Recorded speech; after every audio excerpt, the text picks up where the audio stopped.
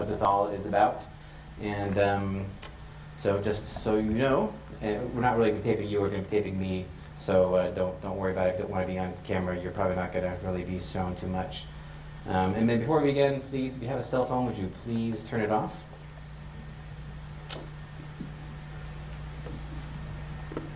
And I also want to begin, actually, before I get too far into this, and let you know that I'm actually not here to sell you a house. I think a lot of people think when a realtor comes and wants to do a presentation, it's going to be some kind of heavy sales job. There's absolutely no sales job here at all. It's really, I just want to instruct all of you in basically the ins and outs of buying a bank-owned foreclosure property, specifically a bank-owned. And we're going to talk about the other kinds of foreclosure properties as well, but this presentation really is about bank-owned properties because I believe those are the best kind of properties for the average person to be buying. So who am I? I'm Seb Frey. Seb is short for Sebastian, and I'm a real estate broker. I work with Thunderbird Real Estate. I have a couple of spiffy realtor designations, like GRI, CRS, which is Graduate of the Realtor Institute, and Council of Residential Specialists. And I also have a designation from the default industry, where I'm a default certified professional. And basically, my big claim to fame in the last couple of years around town is that I'm a listing agent for the banks. There's probably about a dozen agents in town who get most of the listings from the banks, and I'm one of the roughly dozen or so. And thanks to my work with the banks, I'm actually probably one of the top producers in my market area. I haven't actually gone and looked at the numbers yet, but I would bet that I'm probably in the top 1% of all realtors transaction-wise in terms of volume, if not dollars, in the area, just thanks to the work that I've been doing with the bank. So I've been very, very busy in the last couple of years selling foreclosure property. I've learned quite a bit, and I really want to share that with you tonight. So this presentation is basically aimed at owner-occupants, people who want to buy a house to live in it. It's not aimed at people who want to buy a house to rehab it and flip it, or speculators. It's not for those. It's basically for a lot of first-time buyers, because a lot of people who have been shut out of the market in Santa Cruz for many, many years, so they have not been able to buy because the prices have been so high, and now we're seeing that prices are coming down to the point where a lot of people who've been waiting for 5 or 10 years are now thinking that maybe this could be their time to be buying a property. So this presentation is for you people, especially who really don't know anything about buying a house. So if you bought a house before, a lot of this information probably you may have already heard in one form or another, because buying a foreclosure actually in the end isn't so different from buying any other house, and we're going to get into that a little bit more. So yeah, this seminar is not a sales pitch, and it's not about getting rich quick, and it's not some kind of crazy system for building an insane empire which is going to get you untold wealth, which a lot of times you see like Carlton Sheets and all those other guys, advertising, they get rich with foreclosures, That's not what this is about, basically. This is about getting wealthy the very slow way, which is buying a house and holding on to it for a long time and selling it and giving it to your kids or whatever many years down the road. So what I find is that there's a great deal of confusion around foreclosures, even from other realtors. A lot of other times realtors call me up and they ask me questions which are nonsensical questions, because if they really understood the process of buying a bank-owned foreclosure, they wouldn't be asking me these questions. So if the realtors don't know, imagine what they're telling their clients. And then even when clients call me up, just out of the blue, they call my listings and they have all kinds of questions about, oh, it's a bank-owned foreclosure, what does that mean? And they have a series of questions that are almost always the same. And so we're going to hopefully just address a lot of those questions here, so that if you do see a bank-owned foreclosure, you'll already know, and you won't be scared off by it, and you'll understand it's really a good thing actually for the buyer anyway. So let's see here. So what is a foreclosure? There you see that's the technical definition of what a foreclosure is. Basically what it means is that when you buy a house, you're pledging the house as collateral against the loan. And if you default on the loan, then the person who gave you the money gets to take back the house. And that's basically it. Although it can be other people can foreclose besides just the lender, like a HOA can actually foreclose on you for not making your payments, and the government can actually foreclose on you as well for not paying for your taxes as well. But typically it's the bank who lent you the money that actually forecloses on you and takes back your house. So why buy a foreclosure? The big reason why I think anybody's wanting to buy a foreclosure is because you're going to save money. And the reason why you're going to save money, typically, over any other transaction that you may find in the marketplace is because the sellers are very motivated. That's the key thing to buying any house, is when you find a really motivated seller. When you find a not motivated seller, they stick to a high price, and then if they don't sell it, they don't care because they're not really motivated to sell the house. But with a foreclosure, with a bank-owned foreclosure, it's not a question of if they're going to sell the house. They're definitely going to sell the house. The question is, when are they going to sell the house and for how much? So there's a 100% chance that the house will be sold relatively soon because it's such a motivated seller, and that's what you want to find as a buyer to get the very best price. And the way they attract those buyers is they list the properties below market value. Like you can see, when you go and look on the MLS, you can actually see in any one given area, here are the properties that are actively marketed, and here's the ones that are pending. And the pending ones are usually at the bottom of the list in terms of price. And usually those ones are foreclosures, because they are the cheapest price, and those are the ones that people want to buy. And in fact, in many markets, like Watsonville, for example, or North Monterey County, or even Boulder Creek, you know, some 70% maybe of the actual homes that are being sold are actually foreclosures. So it may be that wherever you're going to want to buy, or whatever market segment, like let's say you want to buy between $500,000 and $600,000 in the city of Santa Cruz. If you are, it's probably about 80% chance that house is going to be a foreclosure, a bank-owned foreclosure. So depending what exact market segment you're looking in, it's very possible that you're just going to run up against a foreclosure. And this is going to help prepare you to take advantage of that situation. So there's 3 stages of a foreclosure. And here they are. The first stage is what's called a pre-foreclosure. You might see that sometimes hanging down from a sign that will say pre-foreclosure, also known as a short sale. And then probably the most famous aspect of foreclosure that everybody knows about is the trustee sale, or the courthouse auction, when they auction them off at the courthouse steps. I have a video on my website. You can watch an actual foreclosure from 2006 when they auctioned off a house up in Boulder Creek, and you can see what that's like by watching the video. Or you can go down. They do them almost every day, like at 1:30 in the courthouse steps.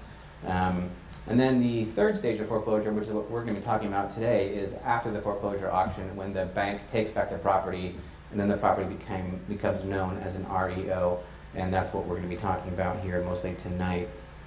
But before we talk about that, I am going to talk just for a second about a short sale. And so short sales come about from a distress situation. So somebody can't meet their mortgage payments because of job loss or sickness or divorce, or their adjustable rate mortgage has reset and the payments are going to go higher. Those are the classic reasons. I find really the big reason is because people just simply live beyond their means, essentially. Maybe they could make their payment, but they have a very expensive car and they take vacations, they do other stuff. To me, in my experience, probably the biggest item in all of these is people simply choose to live beyond their means. And what's happened is that they bought their properties with 100% financing, and there was no equity to begin with, and as the prices have gone down, they now owe much more on the property than it's actually worth. And then in order to sell it, you need to negotiate with the bank to accept a short payment. A lot of people think a short sale is going to be a quick sale. It's actually the opposite. A short sale is actually a very long process. It takes maybe 6 months. And in your folders, which I've left on your desk, there is my Santa Cruz foreclosure report, which you may have read before, but I edited it just this morning and I increased it by another 1.5 pages. And a lot of what I talked about in there is actually short sales. So if you want to know about short sales, you can read the Santa Cruz foreclosure report, which is in your folder on your on the table in front of you. So again, the famous trustee courthouse auction. How do you find out about them? They're advertised in the newspaper. You can look in the Sentinel under the legal notices, and you'll see the courthouse auctions listed. There are very few people actually buy at the courthouse auction. In fact, about 90% of the time, it goes back to the bank at the courthouse. And the reason why that happens is because there's a lot of disadvantages and risks with buying at the courthouse steps. Well, the number one problem with buying at the courthouse steps is that the opening bid typically is more than the house is worth. So they might be asking $500,000 for a 2-bedroom, 1-bathroom condo in Watsonville because that's the money that was owed on it originally. And no one's going to pay that much money for that condo, so they don't. But even if it was a good deal, let's say it was an okay, fair price, another reason why nobody would buy it is because you must pay in cash. You can't actually write a check, or you can't bring a loan. You actually have to bring cash with you to buy it on the courthouse steps. Few people have that kind of money, hundreds of thousands of dollars in cash, to be buying a property. Also, you're not allowed to inspect the property. The property could have mold problems. It could have been used for a meth lab. You could have all kinds of other problems with it. You might never know because you can only see it from the outside. Once you take possession of the house, you have to evict the people who live there. I've been involved in several evictions this year, which have gone on for 6 months. So imagine that you put down $400,000 in cash, and then you can't do anything for 6 months as you work to evict the people. Another good reason not to buy the courthouse steps. And of course, liens. There can be liens on the property. There could be IRS tax liens or property tax liens. There could be all kinds of liens put on the property, which after you buy the property, you then have to hire a law firm to work with the IRS or whoever to clean the title, to eventually you have clean title. Just because by act of foreclosure does not guarantee that there's not going to be any other debts in the property. There very well could be. So there's many reasons why very few people buy at the courthouse auction, and pretty much it's just a very, very select, limited number of elite investors who really, really know what they're doing buying at the courthouse auction. Most people, most average consumers would buy their foreclosures at the REO stage. So REO means real estate owned, and that's what the banks call it. That's the industry term for when a bank has taken back ownership of the property, they call it an REO. So when a bank takes back a property, sometimes, occasionally, they are sold at ballroom-style auctions. You may have seen these on TV where they'll say, huge auction, hundreds of foreclosed homes must sell this weekend. You might have seen that. Sometimes when they foreclose, they go right away to auction, but very rarely. Typically, those ballroom auctions that you see are old, aged inventory, which they couldn't sell any other way. And they're done with it. They've been trying for 9 months to sell a property, and they say, okay, we're going to blow it out, we're going to do a ballroom auction, and they get rid of them. So typically that's what you see, which doesn't mean that the houses are bad. It just basically means they were mispriced. They were priced too high for the condition, typically. However, most REOs do begin life on the traditional retail channel. They're sold by realtors on the MLS. So why do the banks sell their properties through realtors on the MLS? They do it for the same reason why anybody else would sell a property retail through the MLS, because that's the way you're getting the very highest price for your property, is by selling it full retail with the services of a realtor on the multiple listing service. Which doesn't mean that it's not going to be a good deal. It just means it's going to be more money for the bank than selling it at auction or wholesaling it off to somebody else. So what is the MLS? So I get this a lot. MLS is the multiple listing service, and basically it's a system where realtors can share listings. So I have a bunch of listings. I have like 40 listings right now, and any other realtor can go and show my listing. I don't have to go and show the listing. Your buyer's agent can take you to see my listings, and I don't even have to know about it because we have a nice, computerized system which controls access to the properties. And in the MLS, it's an agreement, it's a contract which all the realtors sign, which basically says, I'm going to offer you a commission to sell this house, and if you sell this house, I'm going to give you 2.5% or 3% of the purchase price. Well, not me, the seller is going to do that. And also, I can also sell anybody else's listing on the MLS. So it's a cooperative system. It helps a seller expose their house to the maximum number of buyers possible. Imagine if I had to personally show all my listings. That would really limit access to the property. But as it is, when I have a house, I'm sure I probably have 3 or 4 or 5 realtors in my houses right now showing them while I'm here today. So that's what the MLS lets us do. So there are some disadvantages of the REOs. I've heard this a lot from other agents, just sort of like poo-pooing REOs and saying how terrible they are. And there are some disadvantages of REOs, it's true. One big thing is that there's no disclosures made about the property itself. So normally when you buy a house from somebody, they are required by law to disclose certain known defects in the house, right? Or any material facts which affect the value. The bank has no personal knowledge whatsoever of the house, and so you really don't get any kind of disclosures like that. The states do mandate that the seller provide some certain basic disclosure information. For example, in California, we have a natural hazard disclosure report, which they must disclose to you if it's in a fault zone or a flood zone or a wildland fire zone, and you'll get that, and that's just mapping software. A computer generates that automatically for a fee of $123.95. So other disadvantages is that a lot of times these homes have deferred maintenance. So you can imagine these people are losing their houses, they have not been making money to pay the mortgage, they probably have not had money to paint the exterior maybe, or repair the water leak, which has been slowly causing a mold or a mildew issue. So a lot of them do in fact have deferred maintenance. Certainly not all of them, but yeah, a lot of them do.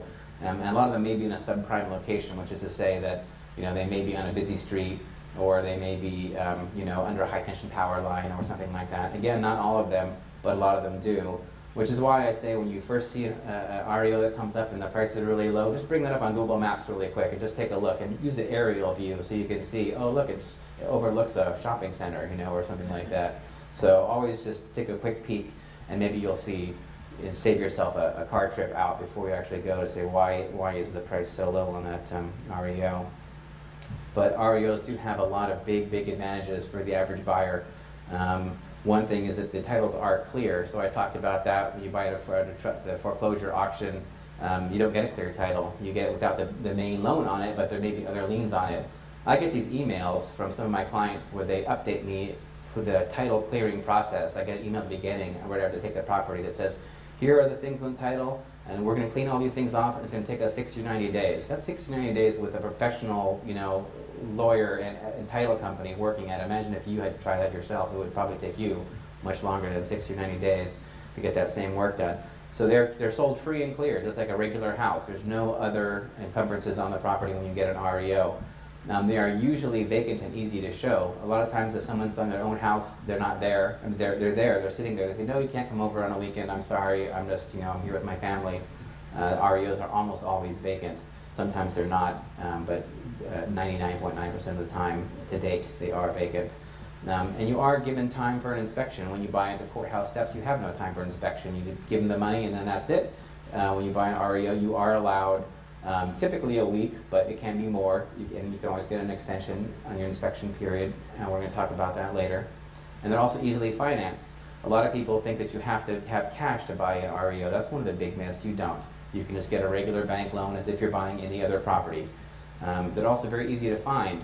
A lot of people think that they're hard to find at foreclosures. Where are all these foreclosures? Where are they? They're right there. They're listed with everything else on the internet. A lot of times they're not marketed as foreclosures because a lot of the banks don't want them to be marketed as foreclosures because it's seen as devaluing the property. So they just want them marketed on their own merits of the property. But the big thing that screams out as a foreclosure is the price, because it's a lot less than everything else that's for sale. Or not a lot less than everything, but typically cheaper than most things. And a lot of times they're 5 or 10% below the appraisal value, or 5 or 10% below what you would expect to pay for the property. That's very common to when you buy a property, you find it actually is coming in under the appraised value, which is unusual. Typically, miraculously, the appraised amount equals the purchase price amount in 90% of the transactions. But with REOs, you'll actually find sometimes you're actually buying them below appraised value, which is pretty unusual. So another myth out there is that the homes are all trashed. You may have seen some of those pictures that I was having up here on before my presentation began, showing the trashed out homes. A lot of them are trashed at the time they come to me, but then I have them trashed out. So that's one of the first things we do is we trash out the homes and we give them a sales clean. So and then we typically carry out repairs as well. So they're not typically what you might expect to find out in an REO by the time they're on the market. Another myth is that they're sold for pennies on the dollar. So I'll have a listing that's $300,000. Somebody calls me up and says, hey, will the bank take $150 for that? Because people are thinking that it's going to sell for pennies on the dollar. They sell for pennies on the dollar of the debt that was originally owed on them. So maybe it was a $600,000 loan and now they're selling them for $300,000. That's penny on the dollar. But once they actually list them for sale, they basically expect to get that price, and we're going to talk about that a little bit later as well. Another myth is that the homes are always entry-level, low-cost fixer-uppers. That's not true either. I have had some wonderful houses, ocean view, marble, granite, maple cabinetry, the whole 9 yards, sub-zero appliances. They really range all the way from very modest dwellings certainly to basically mansions. And we're going to be seeing more and more of this mid and upper end coming in the next couple of years. The low end is where it started, but now it's moving solidly up into the middle and upper end of the market. And this is another question, is how long you have to wait for bank approval. With a short sale, as I mentioned, it'll take 3 to 6 months to get short sale approval if you ever get it. With a bank REO, it happens very quickly. The transaction period is typically 30 to 45 days, as it is for any other purchase. So there's not really normally a list. A lot of people ask me, should I join Realty Track? Realty Track tracks foreclosures, and it costs $50 a month. I don't pay for Realty Track, and I'm really interested in it. And the reason I don't, because I don't really have to. Most of the information that you get on Realty Track can be found via other sources for free. And the average consumer doesn't really need it, because most people are going to end up buying on the MLS, and when it's on the MLS, you don't need Realty Track. You can just look on, MLSlistings.com or Realtor.com. They're all there, so you don't need to pay any money to get a foreclosure list. The information is free thanks to the internet. So, number one thing I think that you want to do if you're thinking about buying a house, whether it's a foreclosure or not, is you want to get approved to buy a house, and you want to get pre-approved rather than pre-qualified. And in order to get pre-approved, you would go to a direct lender. The difference between pre-qualification and pre-approval is a pre-qualification, they look at your income and they look at your expenses and they say, based on your income and your expenses, I'm going to qualify you for a loan of $500,000, say. But they haven't really dug into your credit profile too much, and they really aren't really sure about that. When you've actually gone through pre-approval, a lender has a particular loan product. Like, they call them products. Like, I have a 30-year loan, it's a fixed interest rate, and it has certain features like, I don't know, negative amortization or whatever. They'll have other features of their loans. They call it a product, and you will be approved for that loan. They'll actually put you through their computer system and all your credit file and everything, and it will take some time to get pre-approved. It might take 2 or 3 weeks even, going back and forth with your lender, giving them all the different information until the underwriter is fully satisfied, and then they give you a loan, and you're approved to buy that, a house for $500,000. All that's missing is the house, which is to say they need to look at the house, do an appraisal on the house. If the house is okay and also meets their guidelines, then you're good to go. Once you have that approval, you know you're solid and you don't have to worry about it. Many houses fall out of escrow these days. Maybe 30 to 40% of transactions fail because people have gone in with shaky pre-qualification letters. They haven't really been fully vetted. So rather than wasting $400 on an appraisal and $400 for the home inspection only to find out your financing isn't very solid, get pre-approved first because it's free. So after you get pre-approved, you should go and get a realtor. Generally speaking, I don't advise that people work with a listing agent directly. You certainly can if you want to, but my advice typically is that some people, they bounce from listing agent to listing agent. They say, I don't want to work with a buyer's agent, I just want to work with a listing agent. And I've never quite understood why. In the REO realm, not all sellers will allow dual agency. So that some banks will say, you can't represent the buyer and me, you can only represent me. So that's one reason.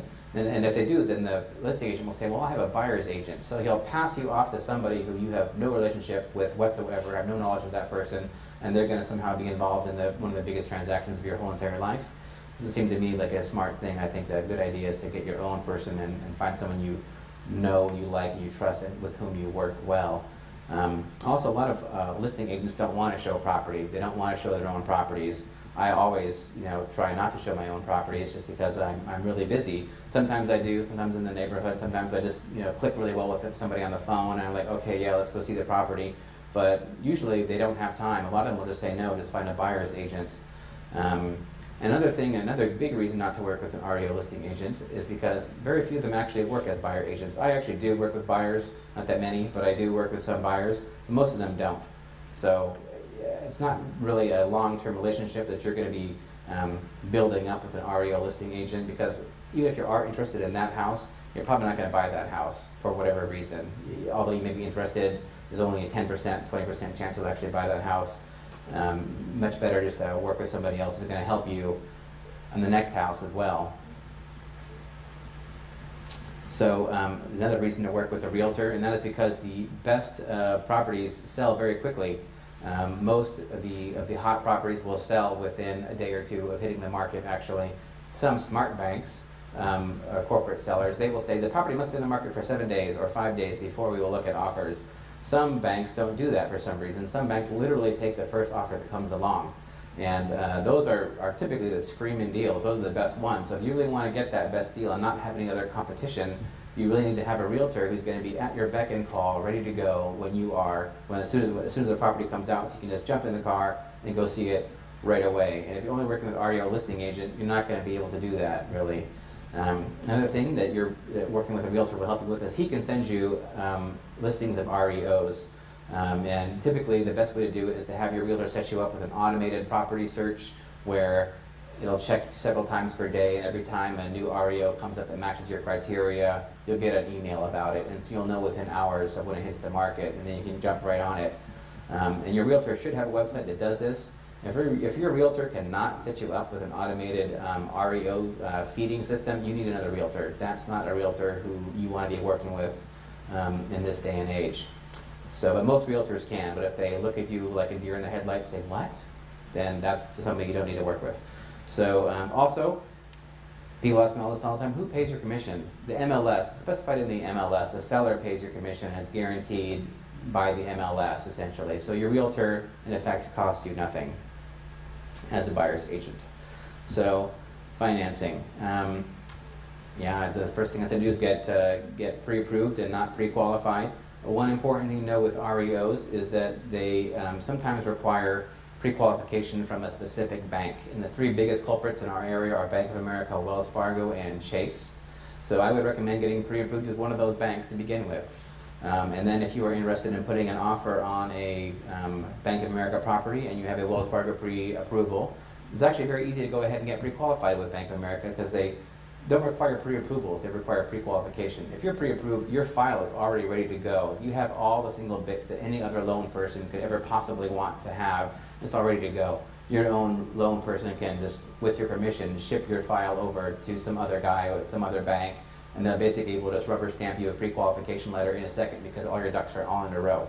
So that's one reason to get pre-approved, not pre-qualified. And again, start with one of these banks because here in this area, these are the biggest three. I don't recommend Bank of America personally. I have a very hard time working with their funding department. When it comes time to fund a loan, for some reason they're very hesitant to hand over the money. But Wells Fargo and Chase I've not had a problem with. And this is important, whether you're using Wells Fargo, Bank of America, or Chase, or whoever, or if you're using a mortgage broker even, make sure it's someone you can trust. Make sure it's someone who's come highly recommended to you that has a track record. There are certain lenders that I refer people to, and I refer them because these people have a history with me of always funding the loan. Like they tell me, you know what, Seb, we're going to fund that loan on July 27th, and on July 27th the loan funds. As a listing agent, I see this all the time. Where's the money? Where's the money? Where's the money? And they're like, it's X, Y, and Z, X, Y, and Z, or P and Q, or they don't have all the little underwriting conditions signed off at the last minute.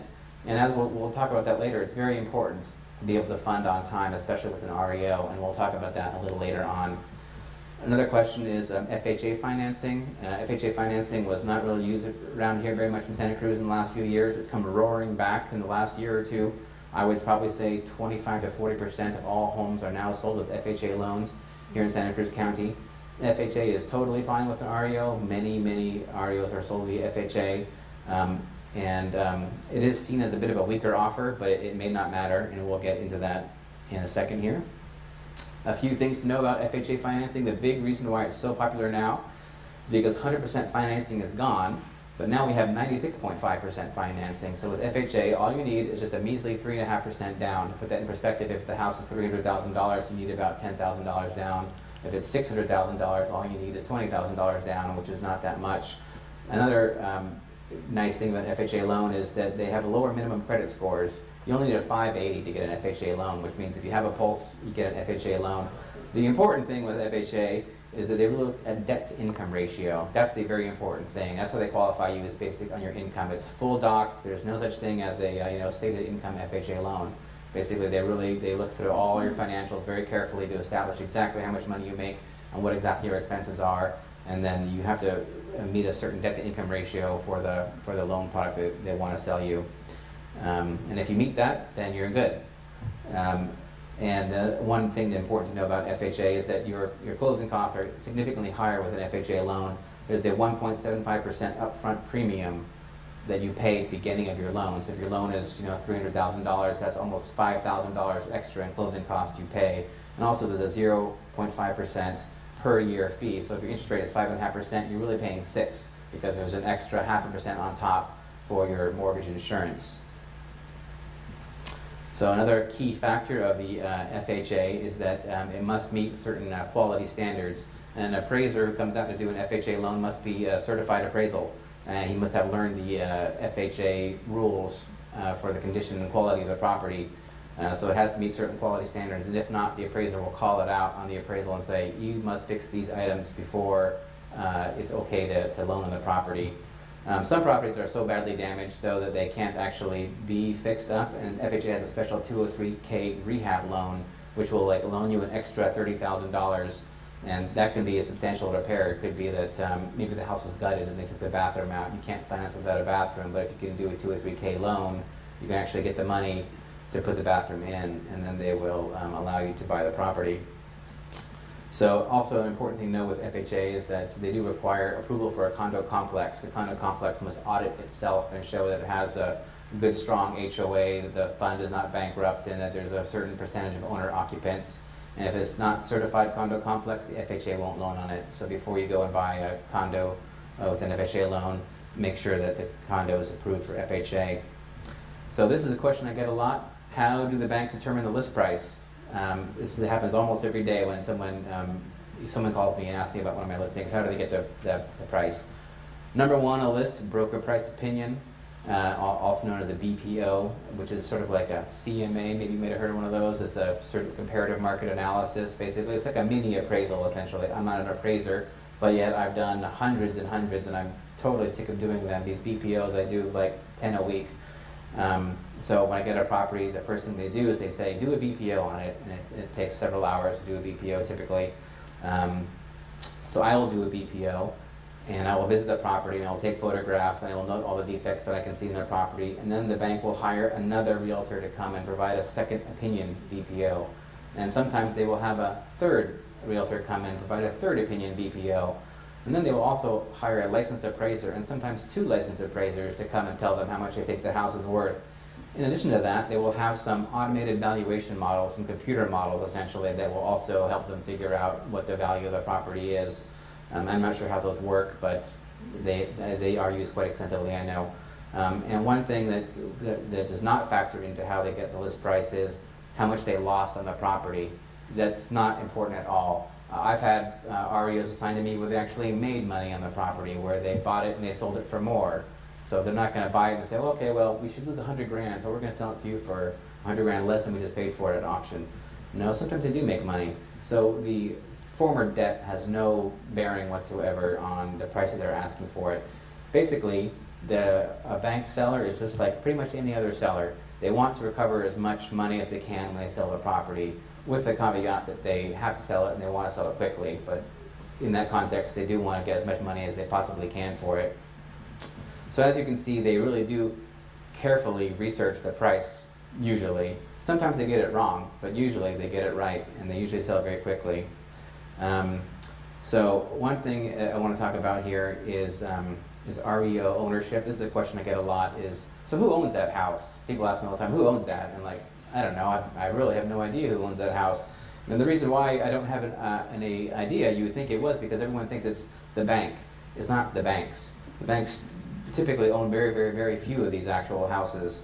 What normally happens is when you get a loan, the bank takes your loan and holds it for 6 months or a year, and then they sell the loan to somebody else. And that somebody else is called an investor. That investor, and usually it's like 1,000 loans. We're going to sell you 1,000 loans. It's a whole big, tranche, they call them, of loans.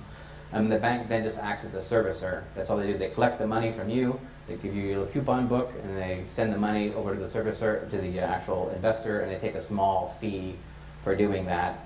And then there's certain other loan servicing companies, maybe. So there's like Litton Loan Servicing, and Ocwen Loan Servicing, and Aurora Loan Servicing, and America's Choice Servicing, and different servicing companies who actually make the payments and all that. And what happens is that when a property gets foreclosed on, the servicing company, as part of their contract to service the loan, they actually service the REO as well. So a lot of times when you think that you're dealing with a bank, you're not dealing with a bank at all. You're dealing with a loan servicer, and there's an investor somewhere way behind the scenes, and you don't know who it is. It could be some guy in China or an investment company in Britain.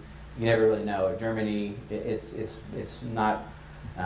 It's never really part of the equation either, essentially, who actually owns the property. It's not a critical data point. But it is important to know that, that there are, in fact, these other parties, the investor and the loan servicer, And there's one other important party that you need to know about, is the asset management company. So what happens is that it used to be back in the day that there weren't so many foreclosures, and that the banks could actually handle this in-house. They could actually handle selling the few REOs they had. It wasn't a problem. They could have a very small department. Now the tidal wave of foreclosures that has occurred means there's a huge outsourcing industry that has just grown up around this. So like these people who used to work for the banks went and started their own asset management companies, and they hire other people to become asset managers. And there's a few dozen large REO asset management companies, and there are literally hundreds of smaller asset management companies. I'd say there's probably about 400 or 500 companies out there that sell these bank-owned foreclosures around the country. So some of these companies will only work for one single client. Like maybe they used to work as an employee and now they went and they started their own business and they get to inside deal, they got all the listings just for one bank. And some work for dozens of banks. So that's very important to realize all the layers of abstraction there are in the REO process. And even within the asset management company, there's a number of different hands going on in the mix right there. I'm not really going to get into all of these different jobs that there are, and not every single company has this exact same structure, but basically it's very compartmentalized essentially. Like at certain points in the disposition process, like at the beginning, there's the eviction manager and the pre-marketer who will work on evaluating a property should be repaired or sold as is, or what should we do. Then there's the asset manager who manages the actual sale, and a repair coordinator or a repair analyst who decides whether or not the repair is cost effective or whatever. There's all kinds of different people. So when you're going about your process, a lot of people are trying to know the mind of the REO seller who you're dealing with. There's not just one mind. There's many different minds in there. So that's an important thing. Like, they may not act what you think are rationally. Like you may make a request of them if you're in contract, and they may not respond rationally. That's because there's many different competing interests and checks and balances in the system, and I'm not privy to the way all their systems works, but it's important to know that they have these systems in there. And in my experience, why is it so complicated typically? I think it's because they want to really avoid any chance of fraud. I think there's so much opportunity for corruption because there's so many dollars involved, there's so many houses, and they didn't have all these checks and balances along in the process. I imagine it would be very easy for somebody to subvert the process and just say, don't worry about it, just give me these 100 properties, I'll sell them for you. So I think that they have different people working on it to lessen the liability within their organization.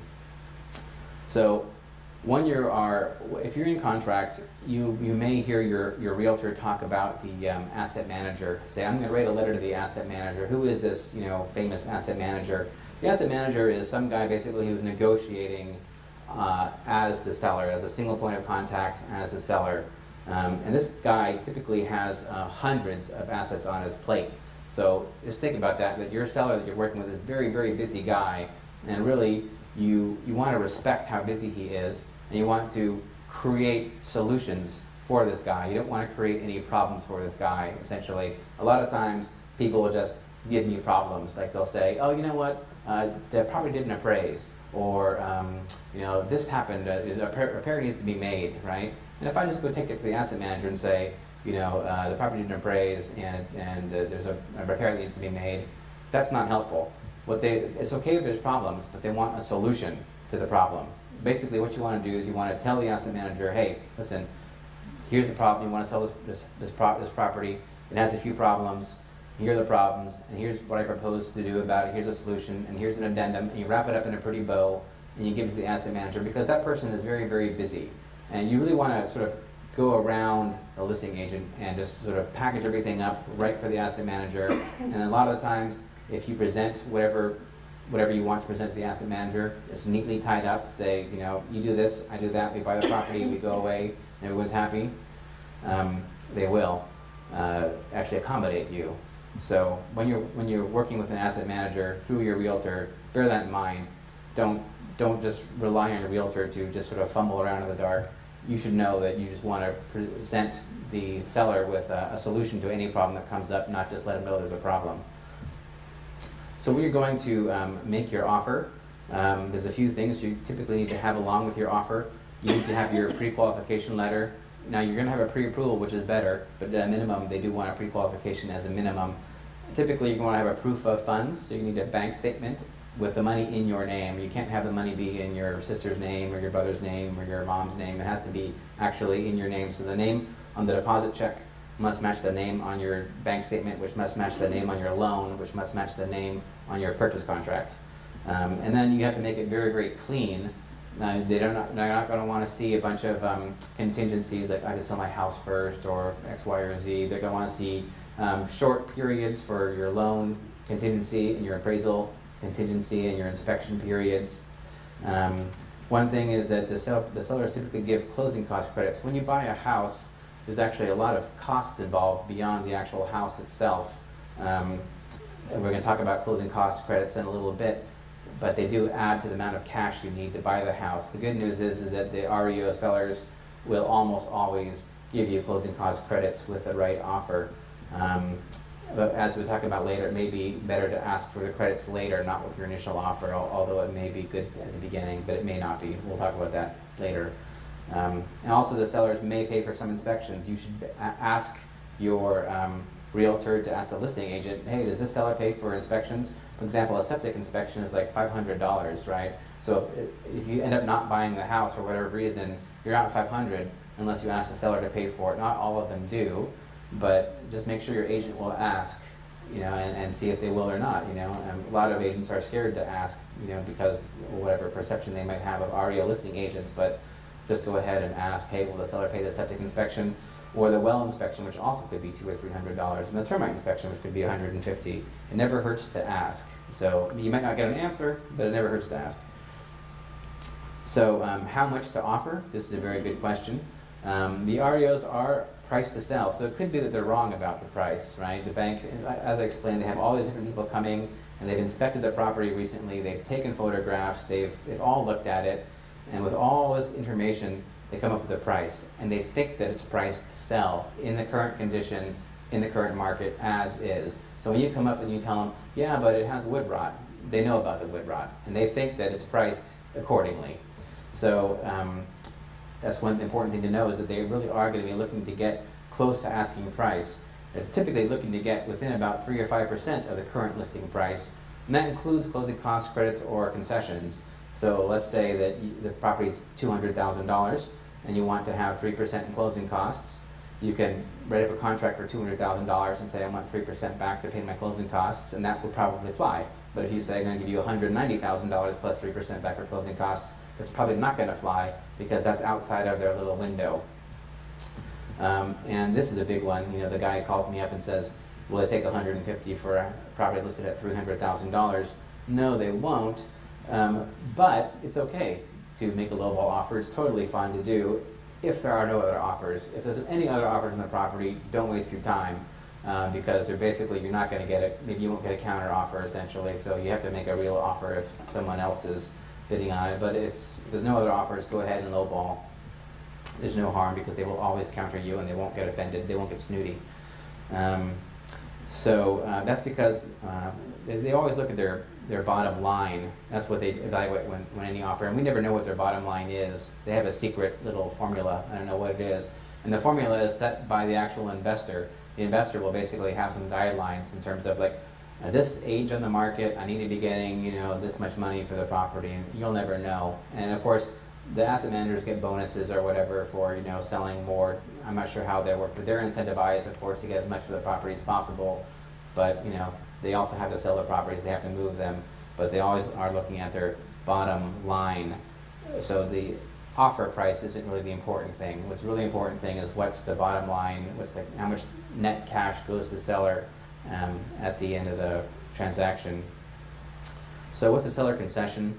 The seller concession is any expense beyond what's normal and customary. The REO sellers, almost all of them, do pay the customary fees in your market area, whatever those may be. In Santa Cruz, customary fees are, the seller pays for half of the escrow fee and half of the title fee, and they pay the HOA documentation preparation and transfer fee, and the county transfer tax. Those are common fees. They pay for water heaters and smoke detectors and plumbing retrofits.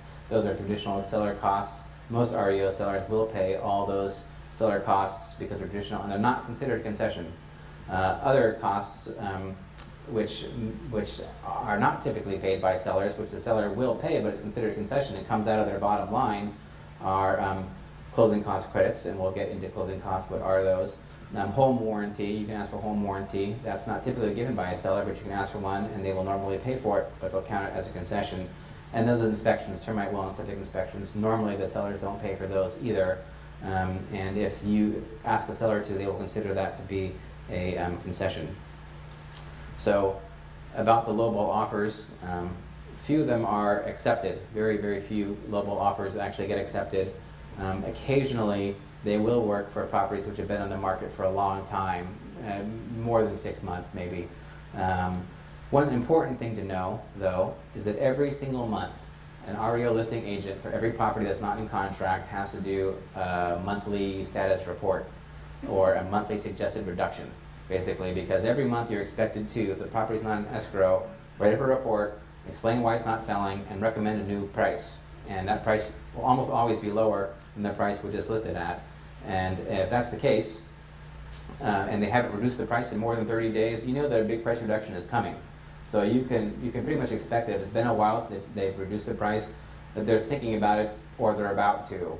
So if they've just reduced the price, you know they're probably not going to just go ahead and take a lowball offer. But if it's been a while since they've reduced the price, you can try a lowball offer. You might have better luck with that. Lowball offers work best for their problem properties, and those problem properties are ones which you need a cash or construction loan, or an FHA 203K loan, which a regular loan won't work for. Those are the ones where the lowball offers really do work, because you're giving them a solution to their problem. Their problem is they need to sell this property, they can't. It's not moving, but here you are, you have a solution. Hey, asset manager, I've got a deal for you. I'll take this property off your hands. I'm going to take it for 30% less than you're asking for it right now, but I'll close in 2 weeks. That is the kind of time when a lowball offer does work. I find, though, that for most people, because lowball offers typically don't work, the best strategy will really be to go in at the very lowest price you possibly can, and then renegotiate once you're in contract to get a lower price. If you do want to do a lowball offer right from the get-go, here's what you have to do. You have to do all your inspections up front. You have to get a termite report and a roof inspection and a foundation inspection by licensed contractors. And ideally, you would get more than one bid so they know it's not just your buddy. And get several bids together and say, look, I've thoroughly investigated the property, and focus on health and safety issues especially, and come up and say, look, based on your appraisers and your BPOs and whatnot, those people were not licensed contractors. They may not know how much it's going to cost. They may not know the extent of the damage from a visual inspection, because that's all it was that they did. I had my people come and here's what it is. You're really looking at like $150,000 to do the fix. And at that point, if you can actually give them some kind of like real numbers to go off of, they might just say, yeah, okay, you got us. We'll go ahead and we'll lower the price. And then hopefully those are inflated bids and you can actually get it done for a lot less.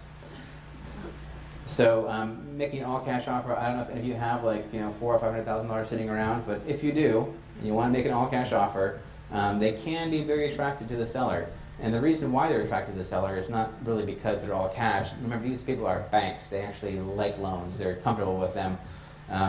But the reason why they like the cash, because there's less to go wrong with them. When you are buying a property with a loan, you have a loan contingency. If you don't get the loan, you can back out of the contract. When you make a cash offer, it's one less thing that can go wrong. You can't say, oh, sorry, I didn't have the cash, because you have to prove your cash at the beginning of the process.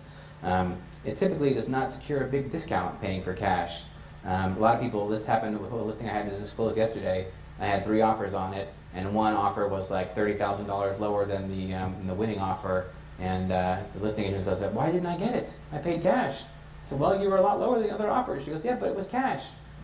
Doesn't matter, because if there's no problem with the property, if there's no reason why you couldn't get a loan on the property, if the property is in good shape and it's lendable and your buyers are solid people, the loan buyers, there's no reason why the cash is really going to get you a big discount.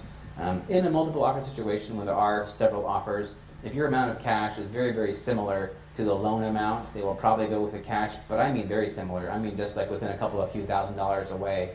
We had a property on Branson 40 which sold, and the cash offer and the loan offer were $10,000 different, and they went with the loan just for $10,000, even though it's a lot more risk. So the cash doesn't really get you as much as you think that it might. The good news is that after you do a cash offer. Smart people who have hundreds of thousands of dollars will actually refinance right after they buy it with cash. They'll use the cash just to go in, quickly secure their property, and then they'll refinance within 90 days and take out a loan, and then free up a lot of their cash and go to the Bahamas or buy another house with it after that.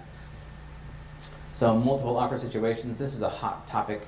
Most of these REOs, the good ones anyway, the ones that are really well priced, will in fact have more than one offer. I've had as many as 35 offers on a property, and I've heard tale of other houses which actually get 100 offers on a property. That's very uncommon.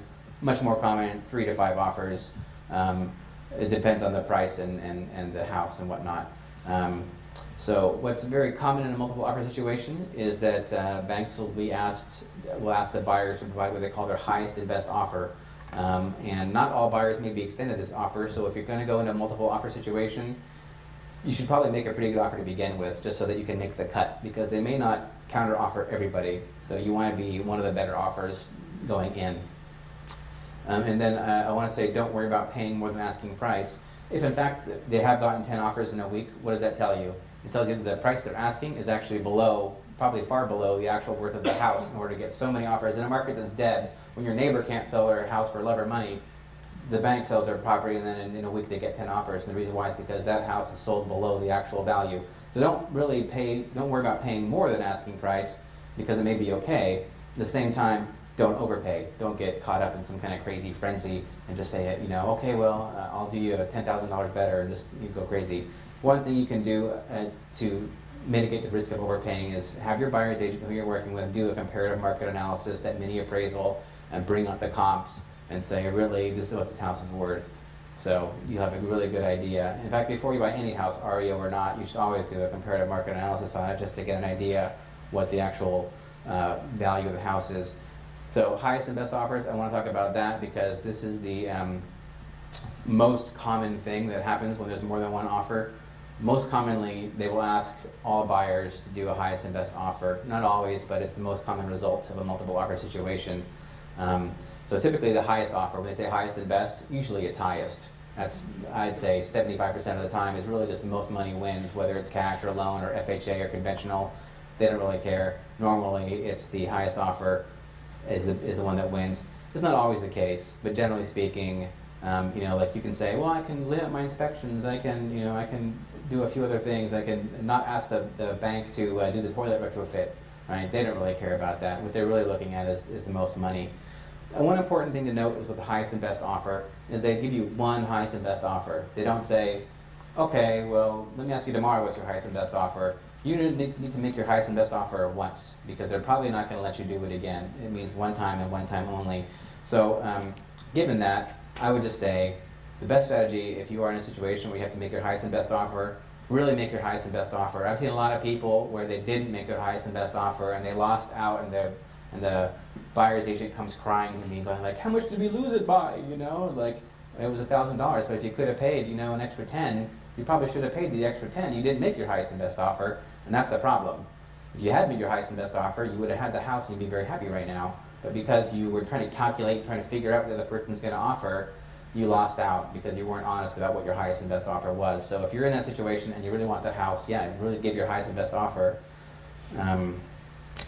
So counter offers, the highest and best offer is a form of a counter offer, and they're different than a regular offer, counter offer. Normally when you buy retail, as they say, from a regular home seller, they give you a nice piece of paper that says, here you go, here are the terms of my counter offer, and you sign that and you make a paper counter offer. It's all very formal. Ironically, with the banks, it's very weird. They don't do that. They might just call you up on the phone. They call your agent on the phone. Hey, listen, the counter offer is $535, and that's it. There's no paper. Or they might email you, but there's no actual contract. There's very informal counter offers that are made. And the reason for that is because the sellers communicate their offers back to the listing agents not via paper. They usually do it via an email message or an internet-based portal system or something like that. There is no formal counter offer. So that part is kind of loosey-goosey. Not always, but typically that's how it's done. So I want to talk about closing costs. The closing costs are a very important part of buying a house, any house, REO or not. They can add up to a lot of money.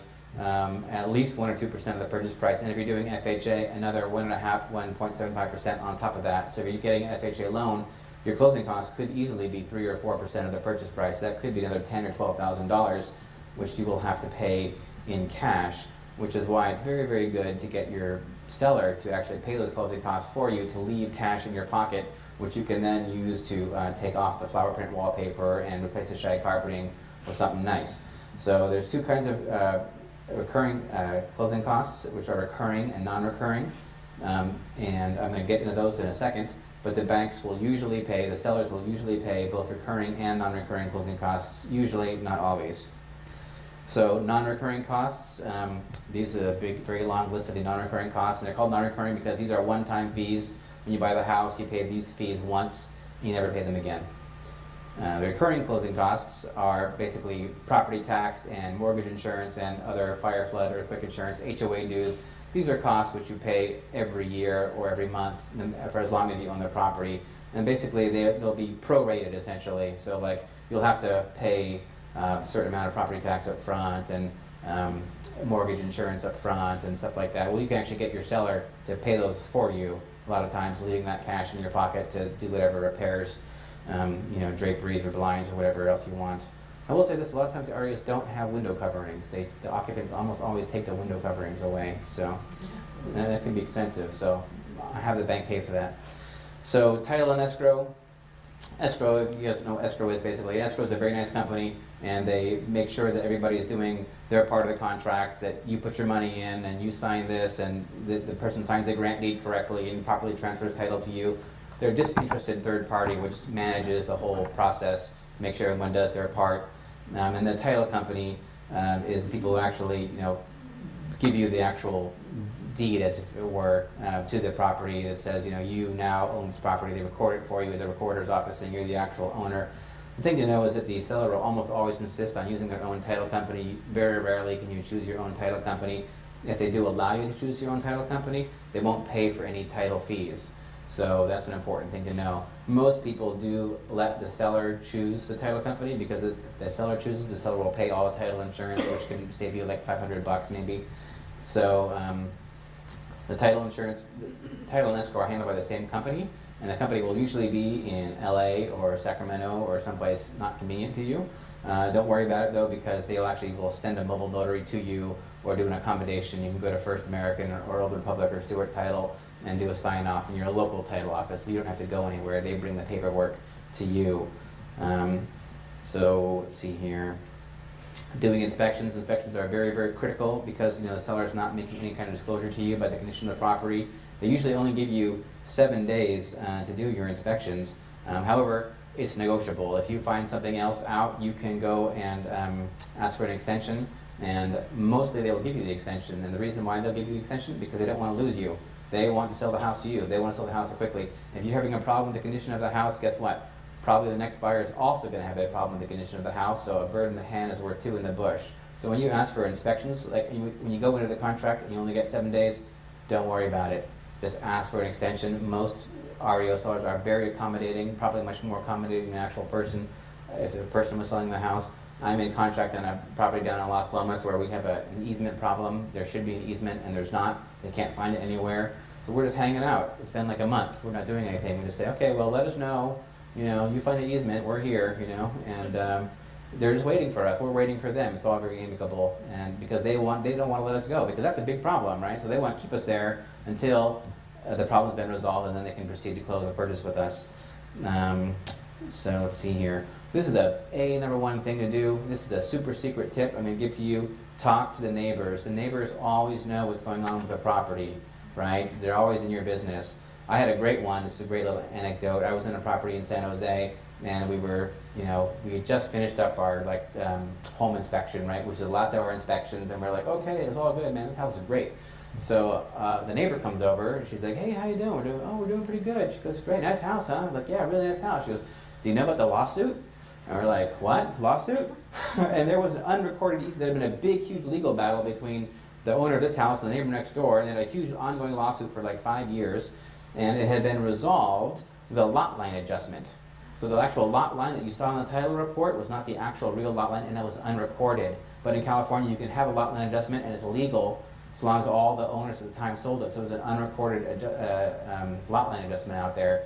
And that was very interesting because we actually got like a $30,000 discount on the property because we went to the seller and we said, hey, look, this is going to be a big problem for you. If you want to go ahead and actually do this lot line adjustment, it's going to take you months and cost you money. Tell you what, just take off 10% and we'll buy it now as is. And they're like, okay, and they signed. Because that was it. We provided a solution to their problem, right? So if that is a problem, don't make it a problem for them. Just say, look, here's the issue, and we're the solution, and we're just going to wrap it up for you and take it away from you, and the pain will go away. And they're like, oh, okay. So that's very, very important. Talk to neighbors. They'll tell you all kinds of stuff. And a lot of times they'll tell you bad stuff. And to tell you bad stuff is bad stuff you're happy you found out before you bought it rather than after you bought it. So just knock on the doors and say, hey, how you doing? I'm thinking about buying the house. And most people are very nice, actually, and they will want to talk to you. So negotiating credits, again, all the properties are sold as is. They will sell all over the contract. The property is sold as is, as is, as is. They'll specifically say oftentimes we will not do any termite repair. They'll swear up and down. We won't pay for any Section 1 termite damage. We won't pay for tenting, none of that.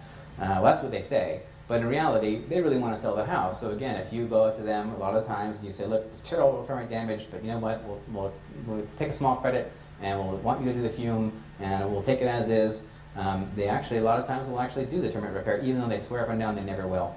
And they will almost always do health and safety repairs. So, for example, if there's a problem in the septic system, they will almost always fix a septic system, unless it's going to be like a $100,000 expense. And if there's a problem with the chimney, for example, that might cause the house to burn down, or electrical problem, they will almost always repair those issues as well. And I guess it's probably a liability thing, probably is why they do that.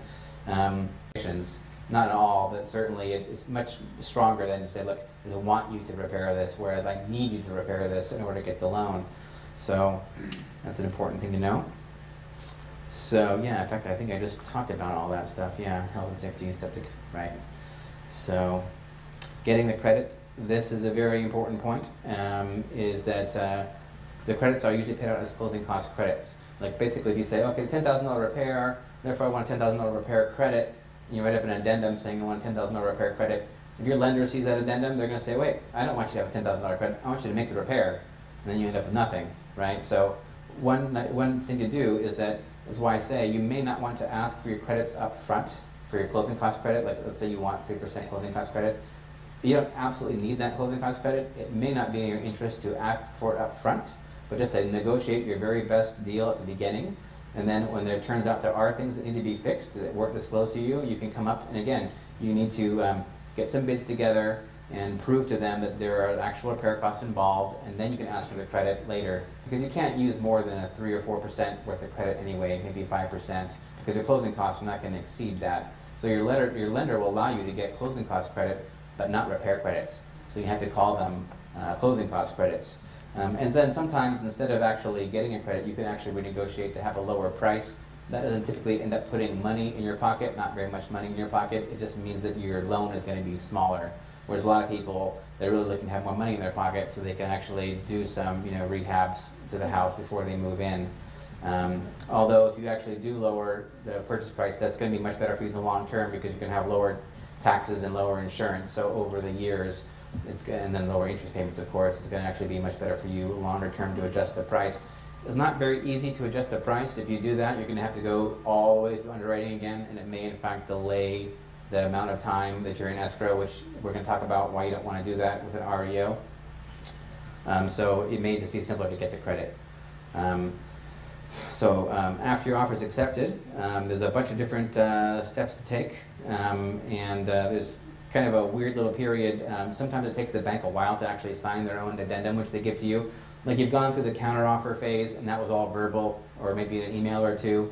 Once you come to terms sort of verbally, then they print up their actual formal addendum, which has everything they just talked about, plus a whole bunch of other fine print, which we're going to talk about here in just a second. And it can take anywhere from 1 to 2 weeks to get that signed by the seller, or maybe just a day or two. But don't be surprised if it does take as long as a week or two. So here's a scary bank addendum. This is something that happens a lot to me when the listing agent, the buyer's agent calls up and says, hey, the bank addendum, what does this mean? What does that mean? What does the other thing mean? I don't know, I'm not a lawyer, I can't really interpret contracts for you. But here's a general thing to tell you about the bank addendums, and they all have it. Every REO seller has the scary bank addendum, and that's because these people operate in all 50 states. They can't know every single contract which is going to come across their desk. And so basically they have their own addendum which supersedes whatever offer you just made to them on whatever points that really care to them. So you will always have one. They don't allow any cross-outs or alterations in any way. You have to basically sign it exactly as they write it. And I wouldn't worry about any of that. Like if you have any kind of worries or concerns or whatever about the scary bank addendum, just sign it, because you should look for one thing, and that is your escape hatch. You have your 7-day free look period or whatever, right? So you can back out for any reason. So you can just sign it, accept it, get into contract, say thanks, and if you have any real concerns, take it to a lawyer and have them tell you. I can tell you that very, very few people ever do take it to a lawyer. I actually don't. I only a couple of cases in all the ones I've sold where they actually took it to a lawyer to ask what the problem was or have a question. And there's never really actually been a problem with the verbiage in the bank addendum. Everyone eventually does. Maybe once or twice somebody canceled the contract and said, I can't deal with the terms of the bank addendum. But all the bank addendums have a couple of important features that you need to know about, and that is time is of the essence. They want to charge you a per diem fee for closing late, right? So if you go in there with shaky financing and you need longer to get your financing together, that could cost you money. Another reason to get pre-approved, so that you know your loan is solid, so it's not going to drag the process out any. So for any cause on your part that causes the property to close late, they will charge you a per diem fee, although in fact you can oftentimes get them to waive the per diem fee, but not always. So it's very important to try to close it on time. Another feature they typically have is that they have a automatic release of contingencies. So they'll say you have 7 days to inspect the property. If you don't let us know of any problems within 7 days, we consider that contingency to be automatically released. Normally you have to write a piece of paper, sign a document saying, okay, I'm done with my inspections, now my contingency is released. The banks typically have a passive release clause in them, so you need to know about that and monitor it. And then one thing they always say is a question I get, how come it says it's subject to investor approval? That's because, remember, the actual owner of the property is several layers away from the document you just signed. They haven't seen that, right? So basically, once the buyer has signed it, they'll take the whole entire contract package and send it to some lawyer in the actual investor's department or whatever, and they'll sign off on it. They won't actually sign it, but they'll say okay or not. I've never ever seen a deal get canceled from a lack of investor approval. So when it says subject to investor approval, that's what it is, and I've never ever seen it happen where the investor said no. So extending the contract. Most REO sales do close late. I get all kinds of furious people all the time saying, what the hell, we're supposed to close a week or two ago. It's not uncommon that the REO sale does close late for whatever reason. Sometimes it's the buyer's fault. Sometimes it's the seller's fault. More often it's the buyer's fault, or particularly the buyer's lender's fault, because they didn't get pre-approved. They have all these bugaboos in their credit file which haven't been worked out yet, which takes time and shows up as conditions on the loan at the very last minute. And they could charge a lot. Sometimes they charge you $200 or $300 a day, and sometimes they do stick it to you. Sometimes they really say, yeah, I'm going to make you pay $1,500 if you want to stay in contract. Not very often, but it does happen. You can usually ask them to waive the fee, and they will usually give you one free extension. Some of them will give you extensions forever, but a lot of them will want you to pay a fee. So just make sure that you have all your ducks in a row to begin with to avoid any of those fees. Although, yeah, they do typically waive them if you're negotiating in good faith. And one thing I've seen is that if you actually put your foot down and you say, you know what, I'm not paying your damn fee, or I'm walking. Normally, you can call their bluff. Normally, they can say, okay, forget it. Because really, they want to sell their property. They're not in the business of collecting late fees, right? They really want to sell the property. So if you ultimately, just put your foot down, they will usually crumble. So just a little tip there. Not always, but you can just try it. They will usually back down on that. So canceling the contract. Basically, there's two big reasons why people back out of the contract or cancel it. Number one, they have problems getting the financing because they didn't get pre-approved to begin with. That's number one. I would say, probably 60 or 70% of the time it falls apart is because of a financing issue.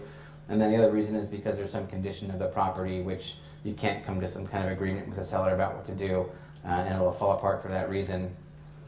Canceling contract is never a problem if it's done within the contingency period. So if you cancel a contract within your 7 days, There's never a problem. They immediately say, okay, fine, here's your money back, thank you very much, and they go on to the next buyer. And if you do cancel after the expiration of your contingency period, you do risk losing your deposit. However, I can say that I've seen very, very, very, very few people ever lose their deposit. And the reason why people don't lose their deposit is because if you basically tell the seller, I don't agree to give you my deposit, what happens to your deposit? It stays there in escrow, right? Because one of the nice features of escrow is that both people must agree to everything that happens in escrow. So you must sign a piece of paper which actually gives your deposit back to the seller. The seller is always going to use the same escrow company. The escrow company won't allow another escrow to close with funds from a previous escrow on the same property. So you're holding up the sale. They can't sell their property until that little nasty issue of the deposit is taken care of.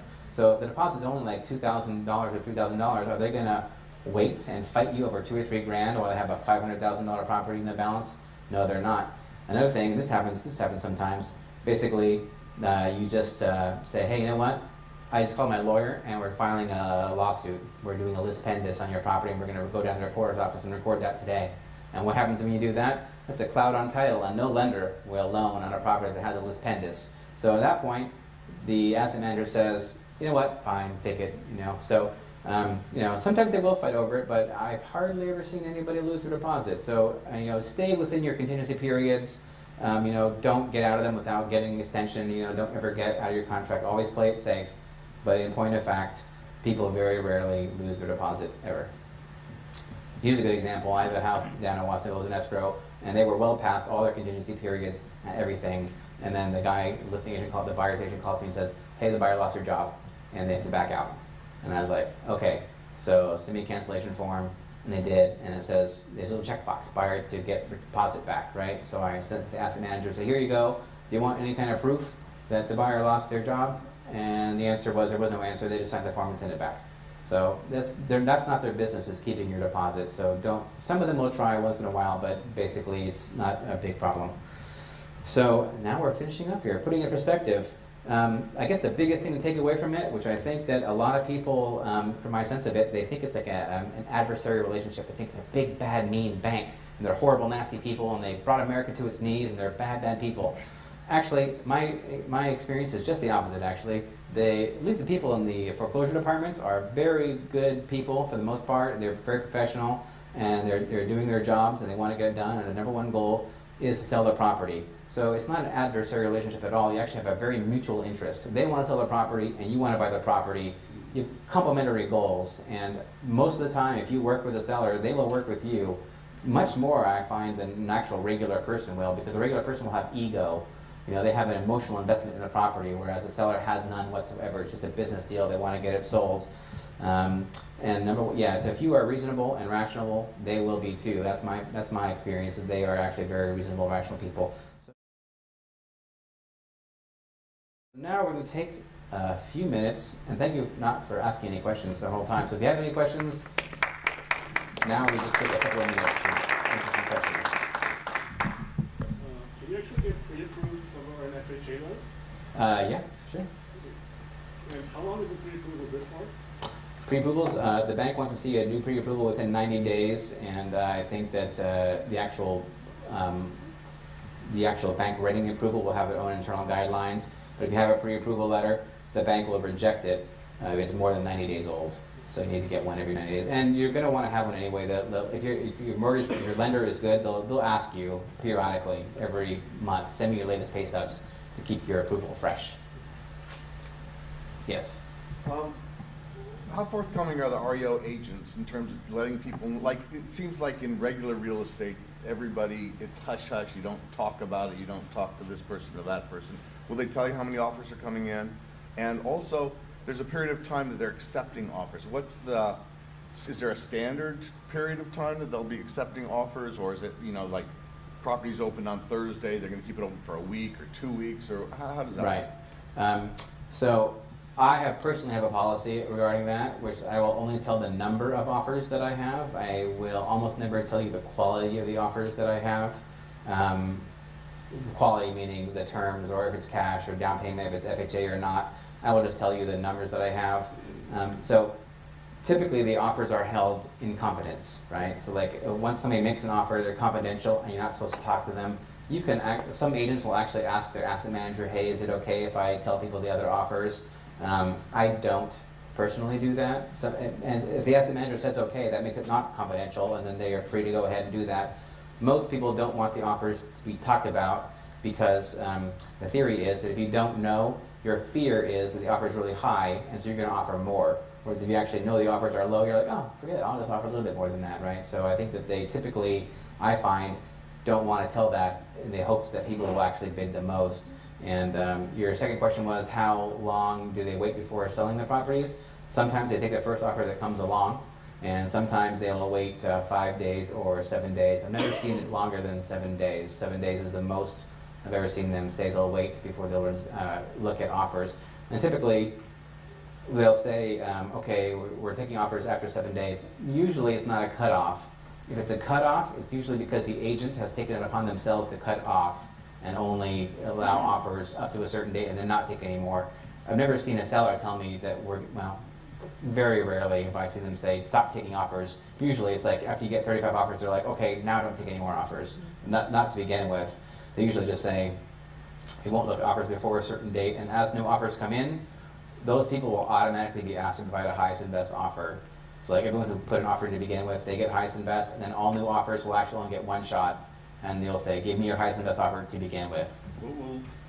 Will you tell people when the cutoff date is? I mean, is it If there is a cutoff date, I will tell them. Is it better to put in the first offer or the last offer? Last offer. Okay.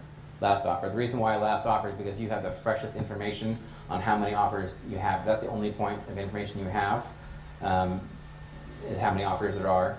Then yeah, so they never put in the first offer. Like I have that property on Larson Road. I have no offers right now, which I'm shocked and blown away. It's because all the agents are all big-time savvy real estate agents. You know, like big names in Santa Cruz real estate are calling me up to like talk about putting offers on this property, and they know they're going to wait until the very last minute to put their offers in because they want to find out how many offers there are. So, yes. A couple questions. One about offers. Early on, you said some banks don't require a 5 to 7 day period for accepting offers. Will you name the banks that sell on the first day? Oh my goodness. Well, as I said, they're really not banks. They're REO asset management companies, of which there are hundreds. And so typically they don't advertise who the actual asset management company is.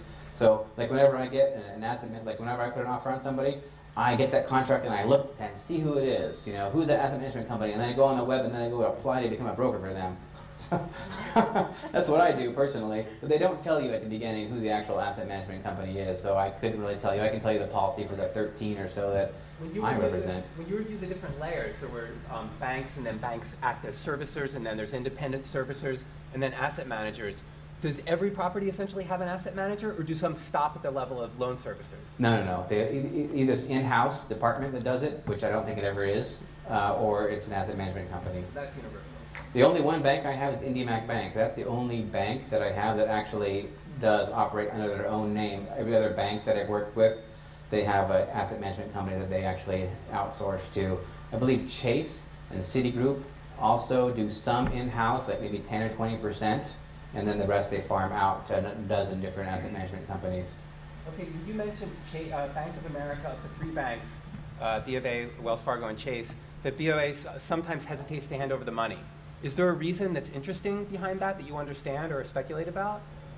I don't know. It's just a bad business practice. I don't know why they. It's like I know that that when it comes time to actually funding the loan, I'm not sure why. Oh, probably part of the reason why is because typically the Bank of America representative is actually an 800 number somewhere. It's like a big, huge system. It's highly mechanized, the Bank of America system, and I guess it's just really hard to get the people on the phone, or it's just so compartmentalized. Whereas I guess they're just far from the actual underwriters, if I had to guess, right? So like normally a Wells Fargo person can call up and talk to the underwriter right away, whereas you can't actually talk to the person who can call the underwriter to get him. I guess it's harder to put pressure on them, I guess.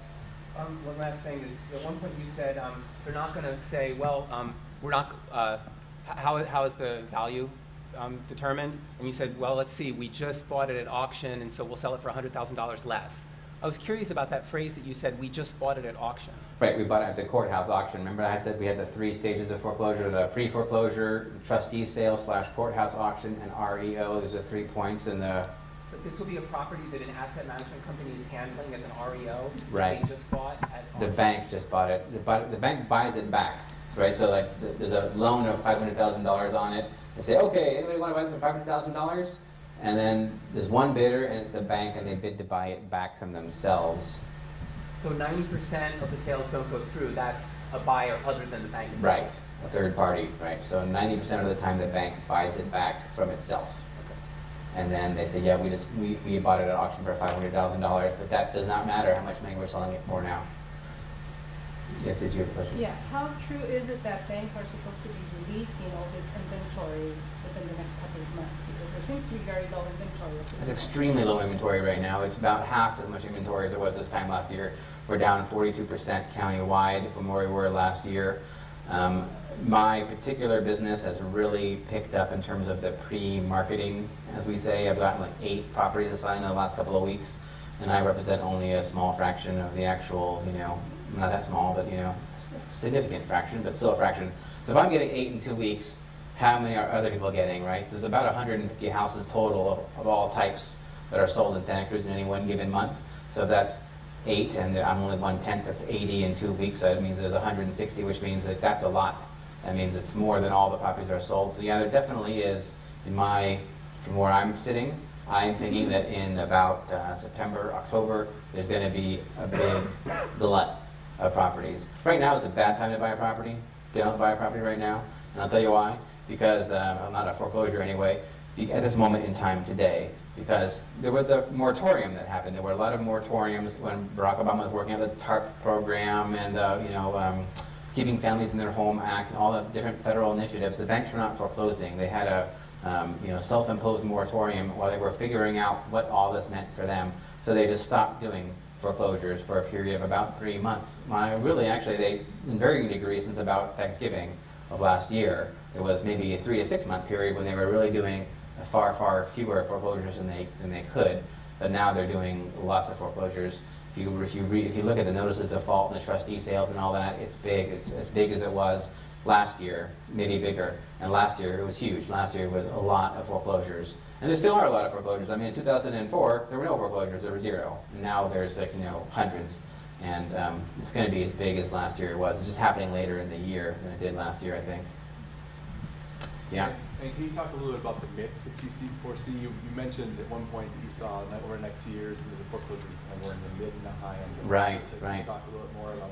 Yeah, so it's all about option arms and all that. Basically, the arm resets, and so basically, you got to look at who got foreclosed on first. Essentially, the people who got foreclosed on first. The way I look at it, in Santa Cruz, it began primarily in Watsonville, and I think the reason why is because a lot of the people in Watsonville are in the trades, essentially. So the credit crunch came along in August of 2007, and all of a sudden there's no more money for refinancing. So all the people who were doing painting and bricklaying and concrete work, all those guys who got state income loans, they're all out of work, and basically just sort of started with those people. But normally in a recessionary cycle, the recession comes along and there's job loss, and then what happens? People lose their jobs, then they burn up their savings, and they burn up their credit cards, and then they stop making their mortgage payments. And then they start getting foreclosed on, right? And the foreclosure takes 6 months, right? So really, the actual foreclosures follow the actual unemployment by some time, by like 6 months or a year, right? So this time we had the crash first, and now we have the people who are losing their jobs en masse. I mean, there's a crisis, really. It's 467,000 jobs lost in June. I mean, it's an enormous amount. So normally, in a traditional cycle, we would expect to be seeing just now those jobs. And a lot of these jobs are good jobs, like Seagate and Borland and Microsoft even had layoffs, for goodness sakes, and all kinds of blue chip employers are cutting back. And these people, when they lose their job, or UC Santa Cruz, all kinds of people are losing their jobs. And so when they do, it's only a matter of time before they end up losing their mid and upper end houses. So it's happened to some degree, but it's going to be happening more. One thing I know is that the horrible, horrible, dirty job I do is broker price opinions, where in order to get the banks to give me all this wonderful business, which I'm very, very grateful for, you have to do the broker price opinions, right? And so 2 years ago when I started doing BPOs, or maybe 2.5, 3 years ago, they were almost all in Watsonville. And now I am sitting outside a lot of nice houses taking pictures. And how much the houses are worth, $1 million houses, $2 million houses. A lot more than I used to, that's for sure. So they really are going upstream. You can just see, because when you get the BPO, it's a big percentage of the BPO. So I can see it like, oh, I did a BPO on that house, I did a BPO on that house, I did a BPO on that house. When I see them come up for foreclosure on notice of default, it's always a house that then BPOs on. So just my own anecdotal evidence from what I'm looking at tells me that a lot of the houses that are coming are these bigger, more mainstream houses, not in Watsonville. The BPOs have been so subjective, and nobody knows where the market's going or how firm the ground is. I'm just wondering, you know, just talk about that uncertainty of where the market might fall to, and how you can justify saying this is what, or my BPO is this. Well, you know, I'll tell you what, in the actual foreclosure process, I'm told that they'll get like 15 BPOs by different vendors at different times, right? So it's not just one BPO, they're like, that's how much the house is worth. They'll usually get several, right? And again, they'll plug it in with the automated evaluation models. And you can't ever know. It's like, I do these BPOs, and like, how am I supposed to know? That property on Larson Road, I do BPO, how am I supposed to know what that property is worth? Because there's only one of those. There's nothing anything remotely like that property. So you basically do the best you can. You figure out how much the land is worth, which isn't necessarily that hard, and then how much those improvements might worth, and then you look at how much income it might generate, and you know, you just sort of like give it it's an opinion, a value is what it is, you know, that's all it is. So you just do the best you can. And in a market like this, which is really a chaotic market, it is hard to know. It's basically like, you know, throwing Jello on a wall essentially and watching where it stops sliding. Essentially, you can't really know, but you just do the best you can. Sometimes I'm remarkably accurate, you know, on my BPO. You know, like go down to behind Target in Watsonville where every house is the same, and I can tell you pretty much within like $10,000 what the house is going to sell for. You know, so sometimes it is very, very easy, and sometimes it's not, and that's why they get multiple opinions of the value, because you can never really be sure unless you have like a sort of a consensus on it, I guess. Yes. I was looking at some properties on the internet, and they were REO properties, and they had starting value $199. This is for a home that is in $1 million neighborhood. And you told me something about that's probably just the second mortgage amount. Right, exactly. Can you explain? And you said no, I'm not going to sell for anything near that. So can you explain that process? So you were looking on Realty Tracker or Foreclosure Radar or something like that, and basically it said, here's a house, $1 million house, but yet the price is going to be $200,000 on this house. Why is that? Because the price that you're seeing, the loan that's getting foreclosed on is not the first loan. Sometimes the second lien holder will close on the loan. So basically what you're seeing is an upcoming foreclosure for the second loan. So the actual owner will actually you know, get kicked out of the house. He'll lose title to the house, but then whoever has the second loan will be buying the house subject to the first loan. So they'll own the house, but they'll also own the big, huge loan on top of it. Why do they do that? So they may feel that the house actually, so let's say they have a loan of $200,000, another loan of $800,000. They may feel the house is worth $900,000, in which case it makes sense for them to buy it and then sell it and at least get $100,000 back of their $200,000. So that's why they may foreclose on the second loan rather than, you know, just getting wiped out completely.